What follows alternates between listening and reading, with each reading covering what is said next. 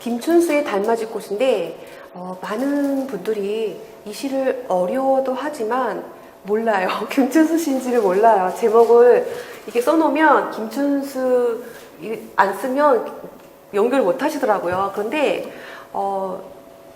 지금 시대적으로 이 시가 나올 가능성도 있고 이 시를 조금 봐야지만 김춘수론을 할 때, 김춘수 시론을 할 때 도움이 될 수가 있고 이 시를 보고 나면 김춘수에 대한 시각이 달라져요. 저도 이 시를 보고 나서 김춘수 시인을 좀 더 알고 싶다라는 관심을 되게 갖게 된 시라고 생각이 들어가지고 선생님들한테 소개를 시켜드릴게요. 제가 큰 글씨로 이렇게 해놓은 이유는 의미가 있기 때문에 해놓은 거니까 우선 밤하늘을 기차가 달린다. 밤에요. 집이 덜커덩 덜커덩 거린다. 밤에. 불켠 가로등이 쓸쓸하다. 이 시대 땅은 끈끈하고 누군가 징박힌 구두발 소리 지나간다. 7, 8, 90은 제가 임의로 달아놓은 거예요. 그 자리 그리스 신화처럼 꽃 한 송이 희뿌옇게 피어나는가 하더니 얼른 얼굴을 가린다. 김춘수의 얼굴을 가리는 이 표현이 조금 다른 시에도 드러나고 있는데 꽃을 위한 서시도 그랬죠. 밤이고 집이고 가로등이에요. 그리고 땅이 있고 구들발 소리가 있는데 얼굴을 가리고 있어요. 그리고 제가 7, 8, 90이라고 써놓은 이유가 뭐냐면 의도적으로 이 시인의 이 기법을 위해서 이 7, 8, 90이 사실 맨 위로 올라가야 되는데 표현상 의도적인 표현이 있어요. 그래서 시험에 나오기 때문에 제가 체크를 해 놓은 거고 달맞이 꽃이에요. 선생님 꽃 좋아해갖고 제가 꽃사진 준비했는데 예쁘죠? 그쵸? 저 상당히 꽃 종류에 보면 튤립도 노란색을 좋아하고 이 모든 꽃 종류에 보면 노란색, 보라색을 좀 좋아하는 것 같아요. 꽃 종류에 보면은 김춘수 하면 의미시라는 말이 붙어요. 그 전에는 관념시, 우리 꽃 연작에는 관념시라고 의미가 붙는데 그 말을 하기 위해서 변화된, 이거는 조금 후기시에 해당되는 거죠. 무의미라고 해서 많은 우리 학생들은 의미가 없다 그렇게 한자적인 해석을 하지 말고요. 이거는 어떤 특정한 의미가 없는 거지 의미가 다양하다는 뜻이에요. 그렇게 이해하시는 게 훨씬 더 이 시인의 의도와 일치가 될 거예요. 그러니까 있는 사람의 숫자만큼 있는 사람마다 다양한 의미가 있다. 그러니까 특정한 어떤 의미가 있다기보다는 다양한 의미가 있는 시를 무의미시라고 보시는 게 정확하다는 거. 제목이 달맞이 꽃이었어요. 방금 달맞이 꽃 사진 봤잖아요. 그래서 이 무의미시를 분위기를 파악하기 위해서 제가 이 말을 써놨는데 제목을 우리가 보았기 때문에 달맞이 꽃에 대한 어떤 시일까? 우린 그렇게 상상을 합니다. 네. 그런데 우선 달맞이 꽃은 남아메리카 원산이라고 하고요. 바늘꽃과에 속하는 2년생 초본 식물로 중요한 거는 밤에 달을 맞이하여야지 꽃이 피는 습성에서 붙여진 이름이에요. 그래서 달맞이 꽃이에요. 달을 맞이해야지만 피는 꽃, 달맞이 꽃.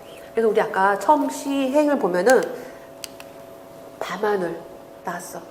계속 밤이에요. 불켠 가로등 밤이잖아요. 그쵸? 그래서 이 달맞이 꽃과 의미를 생각을 하셔야 된다는 거죠. 그래서 낮에는 입을 꼭 다물고 있다가 달이 뜨는 밤이 되어야 꽃잎을 벌리는 달맞이 꽃 하면서 시상은 아까 밤에 시작하는 것을 시작하고 있다라는 것 중요해요. 이 제목의 달맞이 꽃을 가져온 효과가 시상은 밤에 시작하는 걸 알리기 위한 것이라는 거 중요한 시험 문제고 시인은 달맞이 꽃을 보며 그리스 신화처럼 꽃 한 송이 희뿌옇게 피어나는가 하더니 얼른 얼굴을 가린다고 했어요. 달맞이 꽃을 보았지만 노란 꽃잎이 달빛을 받아 희뿌옇게 보였을 것이고 피는 것 같기도 하고 지는 것 같기도 했는데 하면서 시인은 상상을 하는 거로 마지막에 했는데 사실 달맞이 꽃 시를 제목을 주면서 그 처음 부분을 옮겼어야 되는데 이유가 있는 거예요. 이 말을 하기 위해서. 그런데 거기에는 밤하늘을 기차가 달리고 기차의 울림 때문에 집이 덜커덩 덜커덩 거려요. 사실 기차가 다니는 집은 이 기차가 지나갈 때 보면은 엄청 흔들리죠. 우리 이 노량진도 우리 강의실은 지금 되게 조용한데, 진짜 우리 강의실 되게 조용하네. 제 옛날 찍었던 강의실은 너무 그 소음 때문에 강의하다가 잠깐 멈췄어요. 편집을 하는 거죠. 우리 그래서 편집하는 건 되게 힘들었었는데, 우리 이 강의실은 진짜 하나도 안 들리네요. 밤에 불켠 가로등이 쓸쓸하게 보인다. 밤이라는 우리 시간이 주는 효과, 쓸쓸하게 보이는 것도 있고, 이 달맞이 꽃과 연상이 되는 상상하기 위한 시간적 배경, 밤, 이 시대이다. 그런 시절에 땅은 끈끈해요. 그리고 달맞이 꽃이 아까 밤에 핀다고 했잖아요. 낮에는 입을 다물었다가. 이 시대적 배경이 들어가 있는 거예요. 우리는 낮에, 우리 많은 사람들이 활동하는 그 시간대, 우리의 그런 언론의 자유라든가 뭐 여러 가지의 그 자유가 없었던 시대를 암시하고 있는 거죠. 어떤 시절이 땅이 끈끈할까? 우리 유신 시대 때 언론, 표현의 자유가 억압된 시대를 말하고 있는 거라는 거.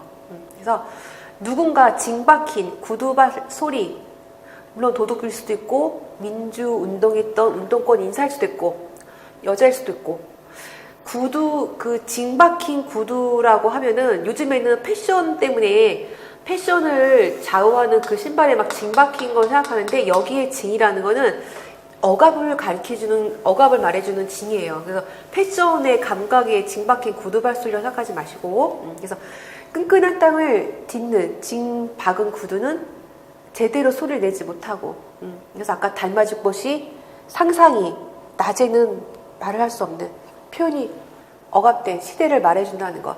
그래서 밤하늘을 달리는 기차, 덜커덩거리는 집, 쓸쓸한 가로등, 끈끈한 땅, 진박힌 구두 발소리로 이어지면서 시상을 전개하고 있다는 거. 달맞이로 시작된 상상이, 시대의 아픔이 달맞이꽃으로부터 시작된 상상 속에 숨어 있고, 밝은 낮에는 피지 못하고 달이 뜨는 밤에만 살짝 피었다가 바로 입을 닫아버리는 달맞이꽃을 보면서 이 시대, 그 자리를 비판하고 있는 거예요. 아까 시를 잠깐 보시면 그 자리까지 생각을 하시면서 보셔야 되고, 전체 시팽에서 2연으로 구성이 되어 있고요. 서사적으로 아까 7, 8, 90 다음에 1, 6이 이어져야 되는데, 의도적으로 달맞이꽃이 피었다 지는 모습을 시적 효과의 극대화를 위해서 마지막에 놓아온 거예요. 이게 중요한 시험 문제라는 거. 그래서 밤하늘을 기차가 달리니 밤에 집이 덜커덩거릴 것이고, 밤에 불켠 가로등은 밤이니까 쓸쓸할 것이고, 그러니까 2, 3행에 연결된 밤에, 아까 행가리 보시면 알겠지만 그것도 이 행가리한 이유도 이런 효과를 주기 위해서 끝머리에 넣어서 행가리 했다는 것도 중요하다는 거. 시행 배열의 기법이 이 시에 상당히 중요하고, 달맞이꽃을 가지고 그 시대에 낮에 우리가 생활하는 그 시간대를 표현하지만 결국은 그 시대적으로 표현의 자유가 안 됐던 것을 암시하고 있는 대상이라는 것. 누구도 막을 수 없는 기차, 그때 유신 정권의 정권 시대를 말하고 있는 게 기차가 갖고 있는 상징이고, 그 선로로밖에 갈 수 없는 거야. 그래가지고 어떤 다른 의견이나 이런 게 수렴되지 않는 그 하나의 선로 위를 달 수밖에 없는 그 시대. 기차가 달리는 울림에 주변 집들이 덜커덩거린다는 거. 마음이, 가슴이 늘 덜커덩거리고 가슴 아플 것이고, 기차가 지난 다음 골목 돌아다니는 사람이 없을 만큼 겁나는 거죠. 검열을 한번 하고 나면 그 검열에 걸리지 않기 위해서 다 숨어서 다닐 수밖에 없는, 수배자가 될 수밖에 없는, 그래서 가로등이 쓸쓸한 거고, 그런 시대에 땅이 끈끈하는 그 자리에 징을 박은 구두발 소리, 우리 쫓기는 도망다닐 수밖에 없는, 그러니까 잠시 들리는 거고, 그 소리에 달맞이 꽃, 희망이죠. 그래서 잠시 피었다가 잠시라도 피울 수 있었다라는 거. 피어나고 소리가 사라지니 꽃도 입을 다물고 암울하던 시대의 한 장면이라는 거.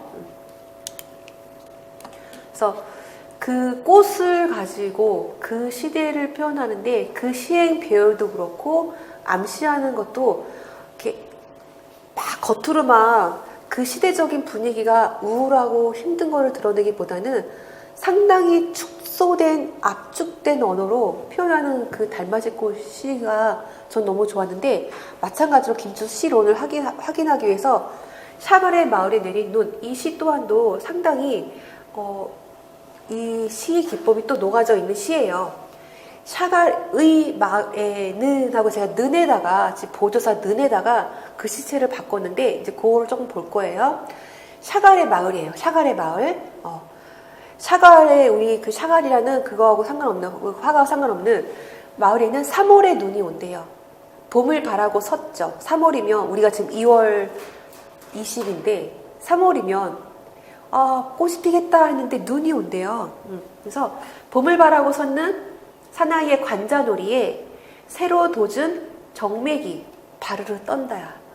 바르르 떠는 사나이의 관자놀이에 새로 돋은 정맥을 어루만지며 눈은 수천 수만의 날개를 달고 하늘에서 내려와 샤갈의 마을의 지붕과 굴뚝을 덮는다. 3월에 또 눈이 오면 샤갈의 마을에 쥐똥만한 겨울 열매들은 다시 올리브 빛으로 물이 들고, 와, 3월에 눈이 오는데 올리브 빛으로 물이 든대요. 그리고 밤의 안악들은 그의 가장 아름다운 불을 아궁이에 지핀대요. 3월이 오면, 눈이 온다면 이 눈이 오는 의미가 어떤 건지, 그리고 김춘수의 무의미 시가 무엇인지를 볼 건데, 지금 봐가지고는 어떤 이 시어와 대상들의 연결이 안 돼요. 그게 이 샤갈의 마을에 내린 눈에 김춘수의 시론이 들어가 있는 건데, 방금 봤던 마을에는 3월에 눈이 온다. 그러면 뭐야? 다른 데는 눈이 온다는 게 아니잖아요. 네, 그래서 이 는을 볼 건데, 표준국어 대사전에 갖고 온 건데, 는은 받침이 없는, 은는을 비교하는 건데, 이제 은은 받침이 있는 거겠죠. 받침이 없는, 우리 방금 샤갈의 마을에니까 받침이 없었죠. 그러니까 는이 왔고, 그래서 받침이 없는 체언이나 부사어, 연결 어미에 아, 개, 지, 고 합성 동사의 선행 요소 따위에 뒤에 붙어서 어떤 대상이 다른 것과 대조됨을 나타내는 보조사예요. 그래서 대조, 이 샤갈의 마을에만 지금 3월에 눈이 오는 거야. 다른 마을에는 눈이 안 오는데, 그래서 그 눈이 갖고 있는 의미가 이 시에 조금 의미가 있어요. 그리고 제가 갑자기 문법을 갖고 온 이유가 뭐냐면, 그 의미를 보기 위해서 요 1번을 말하기 위해서 갖고 왔는데, 가져온 김에 살짝 다른 것도 볼게요. 받침 없는 체온데 이건 똑같은 말이에요. 그러니까 그 읽지 않고, 문장 속에서 어떤 대상이 화제일 때 나는 거칠 것 없는 바다의 사나이야 하면서 어떤 대상이지 화제, 사나이라는, 내가 바다의 사나이야, 아니면 나는 지금 학생이야, 누구는 지금 뭐 직장일 수 있고 뭐일 수 있는데 나는 지금 학생이라는 화제를 말하기 위해서, 또 강조의 뜻도 있어요. 아무리 바쁘더라도 밥은 먹어야지, 놀러 가더라도 멀리 가지 마 하면서 강조를 나타내는 거 또 있고, 그래서 는 보조사를 봤고요. 은는이 또한 주격 조사로 쓰일 수도 있기 때문에 살짝 은모 또 보고 다음에 은는 보조사 이가가 확연히 드러날 수도 있지만 또 그렇지 않을 수도 있는 생활적 회화가 또 있어요. 그렇기 때문에 주격조사 이가에 비해서 은는, 보조사 은는은 어떤 대상이 다른 것과 대조되는 것을 나타내거나 화제, 강조하는 역할을 나타낸다. 방금 확인했던 거 1, 2, 3번. 그리고 받침 있는 체온에서 붙은 거는 은이에요. 은은 그거는 지금 다른 사람은 몰라도 너는 기억해 하면서, 여기 지금 은이라는 말이 지금 생략이 되는, 오늘 좀 이게 좀 올라갔는데 여기 지금 요게 은이에요. 요게 요 칸으로 내려와야 되는데 올라가 있네요. 네. 그래서 이것도 마찬가지로 대조되고 있는 거 똑같아요. 구조는 지금. 근데 받침이 있다라는 거, 그리고 화제이라는 거, 강조의 뜻이라는 거. 그래서 주격조사 이와 다른 차이가 보면은 조금 더 대조되거나 화제이거나 강조하기 위해서 보조사 은는이 사용된다라는 것. 표준국어 대사전에 있는 자료고요. 문맥이나 상황에 따라서 은는이 주격조사 대신 쓸 수가 있어요. 특히 우리 그냥 회화적으로 쓸 때, 그냥 일반 대화할 때. 그래서 내 동생 은 할 때 눈이 예쁘다라는 서술절에 해당되는 은은 주어 역할을 하고 있죠. 사실 주격조사로 쓰이고 있는 거예요. 그래서 우리 임용 시험에 나오는 보기에 해당되는 거를 조금 자세히 읽어보시면서 주격조사로도 쓸 수 있다는 걸 확인하셔야 된다는 거죠. 그래서 많은 분들이 은는 보조사야, 주격조사 쓸 수 없어 라고 생각하실까봐 요 국어 문법론에 관계되는 자료를 갖고 온 거예요. 절은 뭔지 아실 거죠. 그쵸? 주어와 서술어를 다 갖춘 문장이 어느 한 품사의 단어처럼 쓰이는 것이 절이죠. 그래서 지금 눈이 예쁘다, 주어 서술어 갖고 다 있기 때문에 서술절이 있고, 내 동생은 눈이 예쁘다에서 내 동생은 주어죠. 근데 눈이 예쁘다는 서술어 역할을 하고 있는 거죠. 그래서 눈이 예쁘다, 문장 내에서 서술어 역할을 하지만 다시 분석하면 눈과 예쁘다는 서술절이라는 거, 다시 한번 설명해 준 거죠. 요게 지금. 그래서 꼭 우리가 은는 하면 보조사기 때문에 주격조사 쓰이지 않아 라고 생각하실까봐 지금 국어 문법론에 관계되어 있는 자료를 준비했고, 우리 아까 봤던 거는 보조사 역할을 하고 있는 는이었어요. 3월 다른 마을엔 눈이 안 오는데 샤갈의 마을에만 눈이 오는 거예요. 그리고 곽제구의 사평역, 우리 뭐 순홍이든 우리 임영든 꾸준히 나왔던 사평역, 그리고 황석영의 산보 가는 길, 뭐 우리나라 사람이면 다 아는 소설 단편, 김승호의 무진기행도, 그렇죠. 그건 다 우리 지도상에 없는 장소죠. 가상의 공간이에요. 우리 작가들이 만들어낸 문학 작품 속에는 작가가 상상으로 특정 공간을 만들어 그곳에 일어나는 사건, 인물을 통해서 주제의식을 전달하죠. 마찬가지로 김춘수의 샤갈의 마을에 내린 눈도 김춘수 시인의 상상을 만들어낸 가상의 공간이에요. 그렇기 때문에 물론 3월에 눈이 내릴 수도 있는 뭐 다른 지역도 있겠지만, 이 샤갈의 마을에 눈이 내린다는 것을 비교적으로 대조적으로 보이기 위해서 는을 썼다라는 거, 보조사. 독자들은 이 시를 읽으며 샤갈의 마을에 초점을 주겠죠. 아까 달맞이 꽃에 초점을 준 것처럼 샤갈이란 화가의 그림만이 아니고 국가, 그의 생애까지 우리는 들여다보려고 합니다. 하지만 이 시와는 상관이 없다라는 것, 이 시와 상관없다라는 것 다시 한번 강조드리고, 3월에 눈이 온다. 근데 눈이 오는 것이 아니라 눈이 온다는 것은 다른 곳에는 겨울에 눈이 내리는데 여기에는, 이 샤갈의 마을에는 3월에 눈이 온다는 것을 말하기 위해서 보유사 는을 강조했다라는 거. 다른 마을과 다른 곳이야. 그래서 작가는, 이 시인은 의도적으로 가상의 공간이라는 것을 말해주겠다라는 거. 샤갈과 상관없어요 하는 거. 동그라미는 샤갈의 마을 줄인 거예요, 제가. 샤갈의 마을에 사는 사람들도 봄을 바라고 있는데, 봄을 바라고 서는 사나이 관자놀이에 새로 돋은 정맥이 발을 떤다고 했어요. 3월이니 봄이라 생각을 했을 거예요. 근데 샤갈의 마을에 있는 나무들의 새싹들도 돋아나려고 해요. 그런데 3월이야. 막 하려고 하는데 추워 떨 수밖에 없겠죠. 눈은 오히려 새로 돋은 정맥을 어루만지고 수천 수망에 날개를 달고 막 내리고 있어요. 3월에 눈이 내린다면 뭐 어떨까? 그쵸? 어제 그저께 눈 거기 났나요? 우리 동네는 왔는데 왔었죠. 2월 중순에 내린 눈. 정말 아쉽다 이러는데 시간이 거꾸로 가는 기분이 막 들더라고요. 근데 3월이에요. 3월에 내린다고 합니다. 그렇게 하늘에서 내리는 눈은 샤갈의 마을의 지붕과 굴뚝을 덮어요. 지붕은 우리 삶의 보호막이죠. 그리고 굴뚝은 연기를 내보내는 구멍이에요. 근데 그걸 다 덮어버려요. 그러면 우리 상식으로는 뭔가 죽음을 보여주려고 하는데 그게 아니라는 거예요. 그게 눈이 주는 이중적 효과인데 이게 시험에 나오는 거예요. 아까 올리브빛으로 물든다고 했어요. 이 눈이 주는 이중적 효과, 상식적으로 하는 거와 샤갈의 마을이라는 가상적 공간에서 3월에 내리는 눈과 이 신이 상상하는 그 샤갈의 마을의 눈과 그 효과를 보는 건데, 그렇게 내리는 눈 때문에 샤갈의 쥐똥만한 겨울 열매들은 다시 올리브빛으로 물이 된다고 합니다. 열매들은 가을에 붉어졌다가 겨울이면 검은색으로 변한다고. 원래 변하는 게 우리의 삶의 그 순리잖아요. 자연의 순리인데 여기는 올리브빛으로 변한대요. 올리브빛을 물들고 오히려 봄을 기다렸던 새싹과 달리 열매는 또 생명을 얻은 것처럼 바뀐대요. 이 샤갈의 상상의 공간에서는.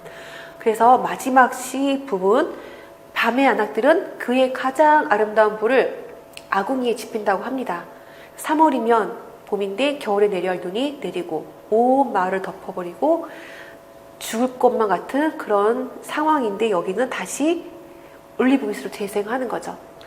열매는 오히려 생명을 되찾는 모습이고 안악들은 그의 가장 아름다운 뿔을 아궁이에 지피고 있어요. 봄을 기다렸다는데 겨울에 내려야 할 눈이 내리면 움츠릴 수밖에 없는데 정맥은 그런 모습이었어요. 그런데 열매와 안악들은 전혀 반대의 생명을 얻고 있는 거예요. 그래서 이 시는 실제하지 않는 가공의 세계, 샤갈의 마을이라는 환상적 공간이야. 하나하나가 독자적인 이미지를 갖고 있는 눈, 새로 돋은 정맥, 올리브빛, 불, 아궁이의 불, 그런 연결이 되지 않는 이질적인 시어들이 조화를 이루어서 순수하고 맑은 생명감이라는 심상을 우리에게 주고 있는 거예요. 그게 이 김춘수가 갖고 있는 무의미신데 산문적 의미를 전달하는 것이 아니라 시인의 마음속에 떠오르는 심상을 그냥 언어로, 감각적인 언어로 포착해서 이미지만을 추구하고 있는 거예요. 그래서 보는 사람들의 마음에 따라서 보는 사람의 그 어떤 감각에 따라서 다양한 의미를 상상할 수 있는, 그렇게 생각하는 게 더 나을 수도 있어요. 그래서 무의미시, 절대시, 김춘수의 무의미시, 절대시 할 때 샤갈의 마을에 내린 눈과 달맞이 꽃을 보면은 오히려 더 쉽다는 거죠. 그래서 눈에 대응해서 정맥, 열매, 안악들이 보여준 바르르 떤다거나 올리브빛으로 물들고의 불, 아궁이에 집히는 행위, 이것들이 그들만이 서로 맑고 순수한 생명감을 얻어내는 건데, 계속 무의미시에 관한 많은 연구자들의 연구서가 쏟아지고 있는데 결론은 다양한 이미지를 갖고 있다라는 거, 그렇게 결론으로 가고 있어요. 그러니까는 의미가 없다고 절대 그렇게 생각하지 마시고 어떤 특정한 의미가 아니라 다양한 의미가 있다라고 정리해 두시는 거, 체크를 그렇게 해주시는 게 정확하다는 거. 김춘수의 꽃, 잠깐 확인만 하고 이거는 문제풀이에서 볼 거예요. 이거는 방금 봤던 건 60년대 후반 후기 시의 무의미시고, 김춘수가 초기 시에는 꽃 연작을 썼어요. 그래서 우리가 잘 알고 있는 내가 그의 이름을 불러주기 전에는 그는 다만 하나의 몸짓에 지나지 않았다. 내가 그의 이름을 불러주었을 때 그는 나에게로 와서 꽃이 되었다. 내가 그의 이름을 불러준 것처럼 나의 이 빛깔과 향기에 알맞는 누가 나의 이름을 불러다오. 그에게로 가서 나도 그의 꽃이 되고 싶다. 우리들은 모두 무엇이 되고 싶다. 너는 나에게, 나는 너에게 잊혀지지 않는 하나의 눈짓이 되고 싶다 하면서 50년대 시예요. 그래서 이 관념시 부류의 하나하고 시작이죠. 그래서 여기서 말하는 무엇이라는 어떤 특정한 관념적인 존재의 의미를 갖고 있는 건데, 우리가 방금 봤던 달맞이 꽃과 샤갈의 마을에 내린 눈에는 그 특정한 어떤 의미를 갖고 있지 않고 다양한 의미를 포함할 수 있다는 거. 이것은 우리가 이제 전 시간에 봤던 건데, 이것도 마찬가지로 꽃 연작시에 해당되는 꽃을 위한 서시죠. 이것과 연결해서 김춘 실론할 때 문제풀이 8강 할 때 다시 한번 볼 건데 한번 읽어만 볼게요. 했던 거니까. 나는 시방 위험한 짐승이다. 나의 손이 닿으면 너는 미지의 까마득한 어둠이 된다. 존재의 흔들리는 가지 끝에서 너는 이름도 없이 피었다 진다. 눈시울에 젖어드는 이 무명의 어둠에 추억에 한 접시 불을 밝히고 나는 한밤내 운다. 나의 울음은 차츰 아닌 밤 돌개 바람이 되어 탑을 흔들다가 도래까지 스미면 금이 될 것이다. 얼굴을 가리운 나의 신부여. 또 50년대 작품이라는 거 확인하시고, 김춘수에 관계되는 거는 좀 이따 이승훈 하면서 또 정현종 하면서 다시 한번 언급할 거고, 이시영의 이름, 방금 봤던 우리 꽃과 꽃을 위한 서시에서 말했던 그 이름과 이시영이 말하는 그 이름은 또 무엇인지 좀 비교를 하면서 들어갈게요. 밤이 깊어갈수록 또 밤이 나와요. 우리는 누군가를 불러야 한다. 우리가 그 이름을 부르지 않았을 때, 잠시라도 잊었을 때 채찍 아래서 우리를 부르는 뜨거운 소리를 듣는다. 이 밤이 길어갈수록 우리는 누구에게로 가야 한다. 우리가 가기를 멈췄을 때 혹은 가기를 포기했을 때 칼 자욱을 딛고서 오는 그 이에 아픈 발소리를 듣는다. 우리는 누구인가를 불러야 한다. 우리는 누구에게로 가야 한다. 대낮에 숨통을 조이는 것이 현재의 찬송일지라도 언젠가는 피가 돌아 고향의 녹둑을 더듬는 다순 낮이 될지라도 오늘 조인 목을 뽑아 우리는 그에게로 가야만 한다. 그의 이름을 불러야 한다. 부르다가 쓰러져 그의 돌이 되기 위해 가다가 멈춰 서서 그의 장승이 되기 위해. 이건 76년도 작품이고 방금 봤던 이건 그의 돌이고 우리 꽃을 위한 서시에서도 돌이란 말이 나오고 있죠. 그리고 달맞이 꽃에서 봤던 방과 그때 우리가 그 시대에 담고 있는 이면적인 내용과 이시영 이름과 분위기가 같다라는 거, 그쵸? 읽으시면서 느끼셨을 거예요. 그 시대적 분위기가. 김춘수의 꽃에서 이름을 부르는 행위는 존재의 본질적 의미를 부여하는 행위를 상징하고 있어요. 근데 이시영의 방금 봤던 이름은 우리 방금 달맞이꽃에 있는 그 분위기죠. 김춘수의 분위기. 현실 속에서 동료애를 느끼고자 하는 주제의식에서 쓰여진 시예요. 그래서 이때 이름을 부르는 행위는 뜨거운 동료애를 바라는 호소예요. 김춘수의 꽃에서 이름은 형이상학적이 관념적이어서 관념적인 시라고 분류를 하죠. 이시영의 이름은 현실적이고 저항적이고 정서적이에요. 밤이 깊어갈수록 우리는 누군가를 불러야 한다. 학교에서 수업할 때 학생들이 우리 아빠는요 밤이 깊어갈수록 매일 대리를 불러요. 맨날 그렇게 말을 하는데 점차 읽으면서 이제 막 학생들이 이게 이런 시였구나 하고 이제 거기 빠져들죠. 그래서 이시영의 이름이 잘못된 현실, 그 시대의 억압 속에서 고난 속에서 불려지는 것임을 말하고 있다라는 거. 아까 시대의 76년도였어요. 이때부터 80년대 후반 초까지 그 시대적 분위기 우리 다 아실 거예요. 우리가 이름을 부르는 것을 잠시라도 잊었을 때 누군가는 고문을 당하고 있을 거고 누군가는 도망을 다닐 수 있을 거고 채찍 아래서 우리를 부르는 뜨거운 소리를 듣는다는 것은 동지애를 조금만 상실했을 경우에도 우리는 현실의 억압에서 울부짖으며 끌려간 동지의 고통을 피할 수 없다는 거죠. 시대적인 분위기 때문에 우리 지금 시대적인 정권 분위기 때문에 이런 시를 많이 갖고 왔는데 참 마음이 아프죠. 사실 저도 잘 모르는 사실 가담하지 않은 소시민적 입장에서 이런 시를 하고 있는데 좀 그렇긴 한데 이 시가 씌어진 70년대 지식인들이 유신 독재의 공포 정치 밑에서 힘겨운 삶을 살아갔음을 인식하는 것이 필요해요. 포갑적 현실.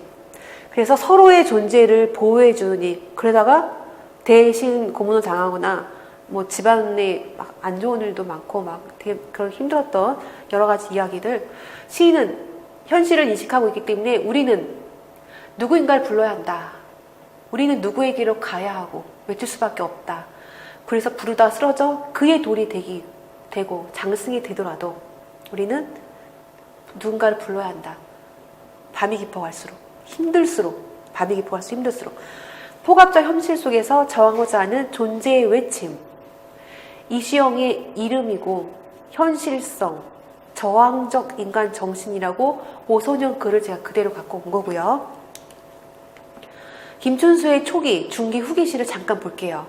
의미를 지향하기보다는 어떤 의미를 지향하기보다는 다양한 그냥 이미지의 감각, 제시에 초점 맞추고 있는 작품이에요. 그래서 의미나 관념을 뺀 무의미 시를 지향하고 있는데 후기 시에서 회상적 어조를 사용했다거나 그렇지만 의미가 전혀 배제될 수 없다라는 걸 말을 하고 있는 거죠. 그래도 의미는 배어들 수밖에 없어. 그 표현이 아까 회상적 어조 사용한 거, 그 다음에 남쪽 바다 같은 특정 지역을 지명으로 사용한 거, 그것들은 향수, 그리움의 정서 같은 게 배어든 거죠. 그래서 꽃의 소묘로 대표되는 초기 관념시에서 무의미시로 일컬어지는 처용 단장 중기시까지.